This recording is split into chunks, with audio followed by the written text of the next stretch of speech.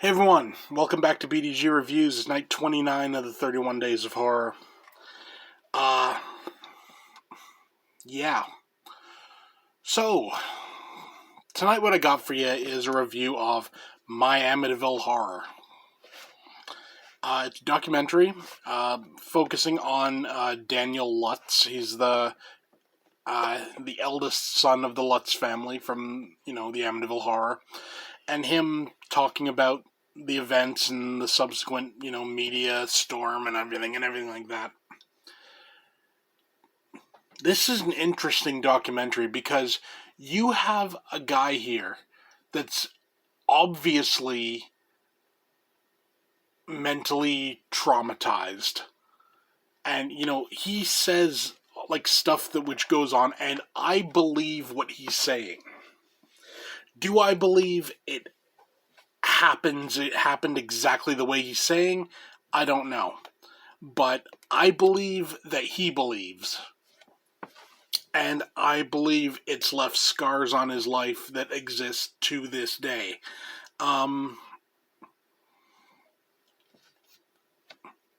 It's an interesting idea because, again, like I mentioned, when was it? I reviewed another documentary a bit back. I think it was on for the 31 Days of Horror, where it showed kind of the after effects of all this. And this is a perfect example of that. This is a guy that, it's been, since the Amityville things, like 73, 80, 90, 2000, 2010, 2020. It's been like 50 years almost. And this dude is still troubled by it. So you can't tell me that nothing happened when you have trauma that's lasted for 50 years. Now, do I believe everything in, the Amityville Horror movie? No, not at all. Do I believe everything in the Amityville book? No, not at all. Do I believe something went down there? Yes, I do. I've said before, I do believe in ghosts. I have seen some stuff in my life, and I'm not overly skeptical. What I am skeptical about is the extent to which something actually happens. So, do I believe something happened with them in that house? Yes. Do I believe it was as bad as they made out? No. I think they were very smart business people. I think they realized, we've had this horrible thing happen. We've left this house after 28 days. Damn it, we're going to make as much money off of this as we can. Do I think it was, people have said, it was, like all a hoax, and it was like, like to make money or whatever. I don't buy that in the actual haunting. I think that happened, and I think, and dude says it in the documentary as well. George Lutz, was messing around with the occult. So I believe it's maybe a matter of he brought something in, and it subsequently left with them. That's why no further haunting stuff has happened there. That's what I believe. And I think essentially it's making the best of a bad situation. I think it's, we've put $80,000 to buy this house in 1973 money. That was probably a decent chunk. Not anywhere near, it wasn't like a fortune back then, but, it was a substantial sum. And I think, they thought, we've shelled out $80,000 on this house. We ran in the middle of the night. We left everything in there. Damn it, we're going to get what we can. And I honestly, I can't blame them for that. all in all, a really solid documentary, though. And were there some parts which were a little bit hokey?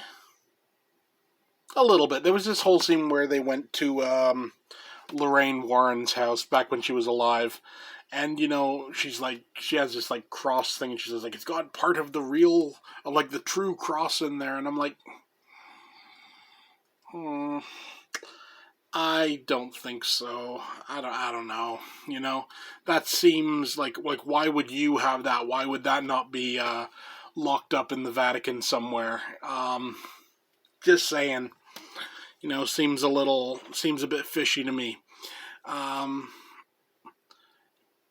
But all in all, solid documentary, covers the events of what happened and doesn't try to paint our main guy. A lot of times when you see these documentaries, like, the main person in the documentary is like, oh, it was like horrible, this happened to me and this happened to me and everything. This never comes off like he's playing the victim. This comes off as someone that something horrible happened to and he's genuinely pissed about it. That's one thing you can say. He is really pissed throughout this thing. Like I've seen angry people before, I've seen people slightly ticked off. This dude's seriously angry about shit. And this has obviously very badly affected his life. So, I can't, like I said, I wasn't there, obviously. No one will really know what happened in Amityville other than the people that lived there, but the scars of it on this one particular individual are evident to see. So, that kind of says something right there. I mean, say what you want. Like, oh, it was all made up or whatever, but these scars are real. Just saying. So yeah, for a rating, I give it 9.5 out of 10. This was a superior documentary. I loved it. I loved the fact that it went, how can I put this? It didn't make light of the situation. Either his version of what happened or other people's versions, it never came off as like, oh, this is what happened, this is how it went down, It was a lot better than that. So, 9.5 out of 10. Did I say that? Yeah, 9.5. Good documentary, definitely recommend it.